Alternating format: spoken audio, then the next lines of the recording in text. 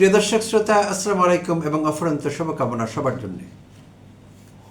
আপনারা যারা মুভি দেখতে পছন্দ করেন, আর বিশেষভাবে আপনার পছন্দের ঘরানা যদি হয় ক্রাইম থ্রিলার, তাহলে যেই বিষয়টি আপনাদের সঙ্গে আমি এখন শেয়ার করতে যাচ্ছি, যদি ইতিমধ্যে আপনি বিষয়টি সম্পর্কে না জেনে থাকেন, তাহলে আপনার কাছে মনে হবে অনায়াসেই আমার এই ঘটনার বিষয়টি কোনো ক্রাইম থ্রিলারের পটভূমি হতে পারত। তো আসলেই তাই, অনেক সময় বাস্তবে যা ঘটে সেইটি কল্পকাহিনীকেও হার মানায়। ঠিক তেমনই একটি ঘটনা ঘটে গিয়েছে বাংলাদেশের বাণিজ্যিক রাজধানী বলে খ্যাত চট্টগ্রামে, বিশেষভাবে বলতে গেলে চট্টগ্রাম মেট্রোপলিটন পুলিশে, সিএমপিতে। প্রিয় দর্শক শ্রোতা, সিএমপি কমিশনার ছিলেন অল্প কয়েকদিন আগেও হাসিব আজিজ। তো বিষয়টি হাসিব আজিজকে কেন্দ্র করে। হাসিব আজিজ এবং চট্টগ্রামের আরও অন্তত 1 ডজন পুলিশ কর্মকর্তা হানি ট্র্যাপের শিকার হয়েছিলেন। বিষয়টি অবিশ্বাস্য হলেও সত্যি। Police commissioner himself was the victim. Honey ট্র্যাপের শিকার হয়েছিলেন। শুধু তাই না, আর এইভাবে তাকে ট্র্যাপে ফেলে বলতে গেলে কার্যত পুরো চট্টগ্রাম মেট্রোপলিটন পুলিশের নিয়ন্ত্রণ নিয়ে নিয়েছিল ব্ল্যাকমেলাররা, যারা এই হানি ট্র্যাপের ব্যবস্থা করেছিল হাসিব আজিজকে ব্ল্যাকমেল করবার জন্য। তারা নিয়ে নিয়েছিল পুরো সিএমপির দায়িত্ব, নিয়ন্ত্রণ, যা কিনা একটি ভয়ঙ্কর বিষয়। এমন কথা কখনো আমরা কেউ চিন্তাই করতে পারিনি যে একজন পুলিশ কমিশনারকে হানি ট্র্যাপে ফেলে এবং নগরীর আরও অন্তত 16 জন পুলিশ অফিসার, 16টি থানার ওসি, তাদের উপরও নিয়ন্ত্রণ প্রতিষ্ঠা করতে পেরেছিল সেই হানি ট্র্যাপ কিংবা ব্ল্যাকমেলাররা। তো প্রিয় দর্শক শ্রোতা, এই ঘটনাটি প্রায় 1.5 বছর ধরে চলেছে। আর সূত্রপাত 5 আগস্টের পরে। 5 আগস্টের পর চট্টগ্রামের পাঁচলাইশ থানার অফিসার ইনচার্জ বা ওসি বাবুল আজাদ চট্টগ্রামের একজন মডেলের সঙ্গে পরিচয় করিয়ে দেন কমিশনার হাসিব আজিজকে, এবং পরিচয়ের সময় বলেন যে তিনি তার শেলিকা। সেই মডেল হলেন সঞ্জিদা ইসলাম সাইমা। তো সেভাবেই সাইমার সঙ্গে হাসিব আজিজের পরিচয়। যেদিন পরিচয় করিয়ে দেন সেদিনই রাতের বেলা এই সঞ্জিদা ইসলাম সাইমার নামে একটি ফেক ফেসবুক অ্যাকাউন্ট খোলা হয়, যে অ্যাকাউন্ট থেকে কমিশনার হাসিব আজিজকে ফ্রেন্ড রিকোয়েস্ট পাঠানো হয়। হাসিব ফ্রেন্ড রিকোয়েস্ট অ্যাকসেপ্ট করলে সেই থেকেই এই ভুয়া আইডিতে হাসিবের সঙ্গে কথোপকথন, অডিও ভিডিও চ্যাট চলতে থাকে। আর সেটি চলে ভয়েস চেঞ্জ করবার যে অ্যাপ আছে তেমন একটি অ্যাপ ব্যবহার করে। আর সেই কাজটি চালান একজন ছাত্রলীগ কর্মী, যিনি কিনা চট্টগ্রামের সাতকানিয়া উপজেলার ছাত্রলীগের শিক্ষা এবং পাঠচক্র বিষয়ক সম্পাদক ছিলেন একসময়, জুবাইরুল হক জিয়ান। জুবাইরুল হক জিয়ান এইসব কাজে সিদ্ধহস্ত। তিনি একটি ফেক আইডি খুলে সঞ্জিদা ইসলাম সাইমার নামে কমিশনার আজিজের সঙ্গে নানা রকম যোগাযোগ শুরু করেন।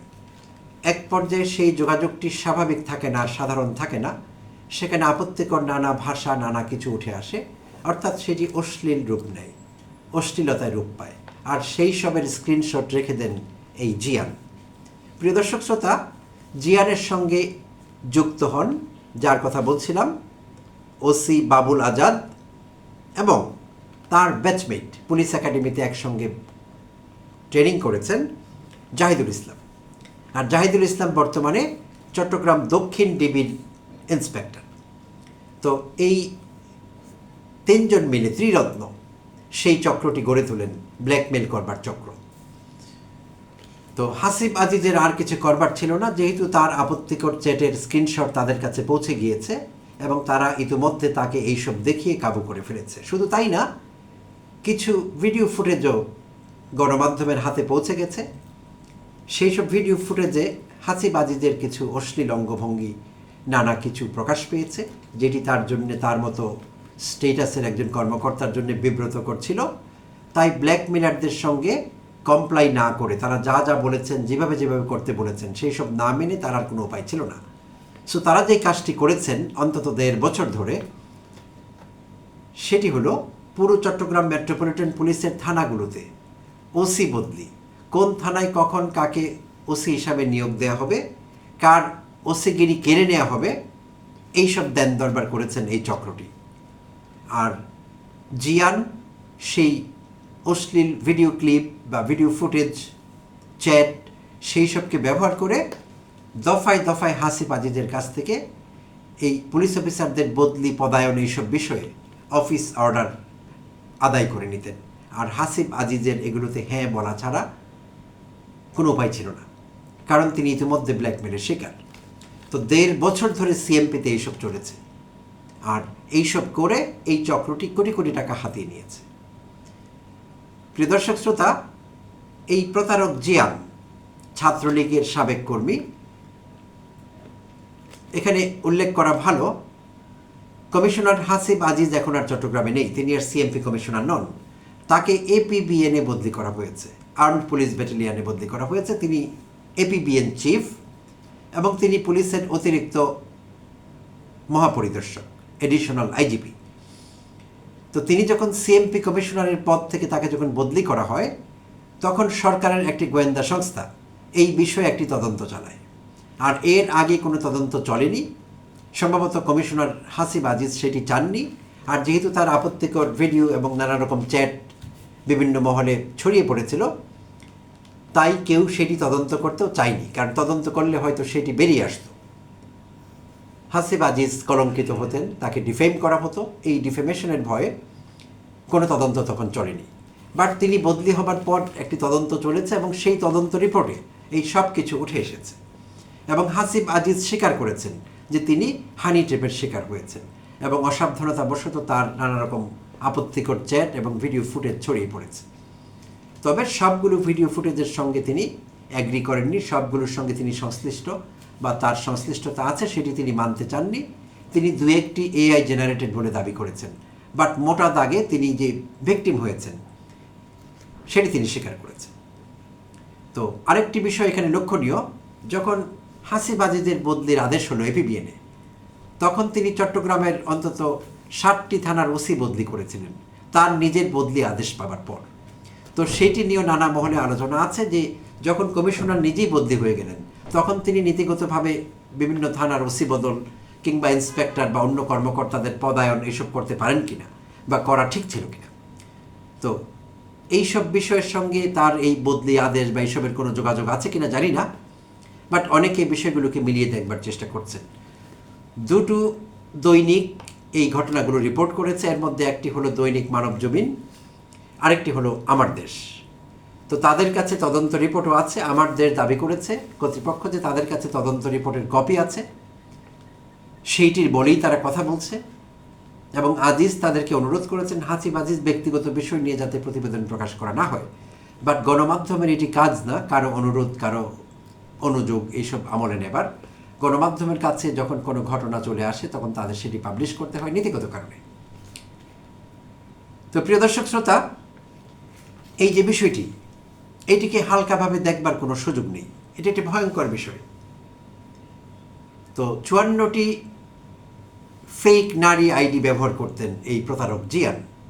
এইটি ব্যবহার করে বিভিন্ন সময়ে শুধু যে সিএমপি কমিশনার বা 16 থানার ওসি তাদেরকে ব্ল্যাকমেল করেছেন তা না, চট্টগ্রামের প্রভাবশালী রাজনীতিবিদ, শিল্পপতি এবং আরও অনেককে ব্ল্যাকমেল করা হয়েছে।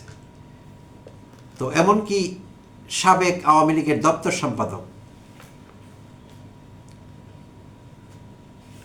বিপ্লব বড়ুয়াকেও ব্ল্যাকমেল করা হয়েছিল একসময়। এবং জানা যায় চট্টগ্রাম থেকে একটি আসনে বিএনপি থেকে নমিনেশন পাননি এমন একজন এমপি প্রার্থীকে ব্ল্যাকমেল করা হয়েছে, তিনিও হানি ট্র্যাপের শিকার। এবং চট্টগ্রাম নগরীতে কাউন্সিলর এবং আরও অনেকে যারা বিএনপি করেন, ইজারাদার, ব্যবসায়ী, এরকম অনেকে এই হানি ট্র্যাপের শিকার হয়েছে। তো প্রিয় দর্শক শ্রোতা, এই প্রতারক জিয়ানকে এক দুবার গ্রেপ্তার করা হয়েছিল, এমনকি আওয়ামী আমলেই এক দুবার গ্রেপ্তার হয়েছিলেন। কারণ যখন বিপ্লব বড়ুয়ার মতো লোকদের ব্ল্যাকমেল করা হয়েছে, তখন আওয়ামী লীগ সঙ্গত কারণেই, যদিও ছেলেটি ছাত্রলীগের, বাট তাকে গ্রেপ্তার করেছে। পরবর্তীতে হয়তো জামিনে ছাড়া পেয়ে সে তার আগের প্রতারণায় ফিরে গিয়েছে। তো আরও একটি ভয়ঙ্কর তথ্য মানবজমিন প্রকাশ করেছে, সেটি হলো যে সম্প্রতি তাকে গ্রেপ্তার করবার জন্যে, তদন্ত রিপোর্টের পর, রিপোর্ট প্রকাশিত হবার পর তাকে গ্রেপ্তার করবার জন্যে চট্টগ্রাম পুলিশ তার গ্রামের বাড়ি সাতকানিয়ায় হানা দিয়েছিল। কিন্তু সেখানে সরকারের একজন প্রভাবশালী প্রতিমন্ত্রী, যিনি বগুড়ার লোক, গণমাধ্যম এইটুকুই বলেছে, মানবজমিন, আমিও এইটুকুই বলতে চাচ্ছি, আমি আর প্রতিমন্ত্রীর নাম বলতে চাইছি না, আপনারা হিসেব করে নেবেন তিনি কে হতে পারেন। এটি অভিযোগ, তিনি এটির সঙ্গে সত্যিকার অর্থে জড়িত সেটি হয়তো ফার্দার তদন্তের বিষয়, আমরা জানি না। বাট মানবজমিন দাবি করেছে যে যখন সাতকানিয়ায় এই অপরাধী এবং প্রতারক জিয়ানের বাসায় অভিযান চালানো হয়েছিল, তখন জিয়ান সেখানে থাকার পরও পুলিশ খালি হাতে ফিরে আসে, তাকে গ্রেপ্তার করেনি। আর সেই জন্যে বগুড়ার সেই প্রভাবশালী বর্তমান সরকারের প্রতিমন্ত্রীকে দায়ী করা হয়েছে, যে প্রতিমন্ত্রীর ফোন এসেছিল, পুলিশ কর্মকর্তারা সেইটি আমলে নিয়ে জিয়ানকে আর গ্রেপ্তার করেনি। সো মানবজমিন এইটিও আশঙ্কা করেছে যে ধারণা করা হচ্ছে সেই প্রতিমন্ত্রীকেও হানি ট্র্যাপে ফেলা হয়েছে, জিয়ানের হানি ট্র্যাপের শিকার সেই প্রতিমন্ত্রীও হতে পারেন। সো প্রতিমন্ত্রী হানি ট্র্যাপের শিকার বা শিকার না, সেটি হয়তো পরে বেরিয়ে আসবে। আমি সেই বিষয়টি নিয়ে অত উদ্বেগ প্রকাশ করতে চাই না। আমার উদ্বেগের জায়গাটি হলো চট্টগ্রাম মেট্রোপলিটন পুলিশকে কার্যত নিয়ন্ত্রণে নিয়ে নিয়েছিল এই অপরাধী চক্র, এবং দুজন পুলিশ কর্মকর্তা, ওসি পদমর্যাদার বা ইন্সপেক্টর পদমর্যাদার দুজন পুলিশ কর্মকর্তা এই অপকর্মের সঙ্গে যুক্ত হলেন। সেটি আরও বেশি ভয়ঙ্কর। এখানে তাদের পদমর্যাদার পার্থক্যটি বুঝতে হবে। ওসি এবং এডিশনাল আইজিপি, বিশাল ব্যাপার পার্থক্যে। তাহলে কি করে দুইজন অফিসার ইনচার্জ কিংবা ইন্সপেক্টর সাহস পেলেন একজন পুলিশ কমিশনারকে এইভাবে ব্ল্যাকমেল করতে, একজন অপরাধীর সঙ্গে যুক্ত হয়ে? এই বিষয়গুলো পুলিশ বাহিনী সম্পর্কে সার্বিকভাবে আমাদের ধারণা দেয়। অর্থাৎ শেখ হাসিনা কি পুলিশ বাহিনী তৈরি করেছিলেন, কি পুলিশ বাহিনী তিনি রেখে গিয়েছেন, সেই পুলিশ অফিসাররা তো এখনও আছেন বিভিন্ন জায়গায়, তাদের সবাইকে তো ছাঁটাই করা যায়নি। তাহলে এরকম জাহিদুল ইসলাম কিংবা বাবুল আজাদ, এরা কি এখনও পুলিশ বাহিনীতে নেই বিভিন্ন জায়গায়? এরা পুলিশের ঊর্ধ্বতন কর্তৃপক্ষের আরও কাকে কাকে এইভাবে ব্ল্যাকমেল করছে, কাকে কাকে হানি ট্র্যাপের শিকার বানিয়েছে, এই বিষয়গুলো গুরুত্ব দিয়ে তদন্ত করতে হবে। বর্তমান স্বরাষ্ট্রমন্ত্রী সালাউদ্দিন আহমেদ বিষয়টিকে কতটা গুরুত্বের সঙ্গে দেখছেন জানি না, বাট আমি মনে করি ড্রাস্টিক অ্যাকশন নিতে হবে এই বিষয়গুলো সম্পর্কে, এবং খুঁজে বের করতে হবে পুলিশ কর্মকর্তাদের মধ্যে কারা কারা হানি ট্র্যাপের শিকার কিংবা ব্ল্যাকমেলিংয়ের শিকার হয়েছেন, এখনও হচ্ছেন, এবং কারা শিকার বানাচ্ছেন, পুলিশের কারা কারা এসবের সঙ্গে যুক্ত আছেন। অনতিবিলম্বে এটি বের করে তদন্ত করে বের করতে হবে, এবং তাদেরকে পুলিশ বাহিনী থেকে ডিগ আউট করে বের করতে হবে। আর না হলে পুরো বাহিনী কখনোই আর ঘুরে দাঁড়াতে পারবে না। এখনও যে ঘুরে দাঁড়াতে পেরেছে তা না, কিন্তু হাঁটি হাঁটি পা পা করে পুলিশ বাহিনী একটি জায়গায় এসেছে অনেকদিন পর। তো এই অবস্থা চলতে থাকলে সেটি সম্ভব হবে না।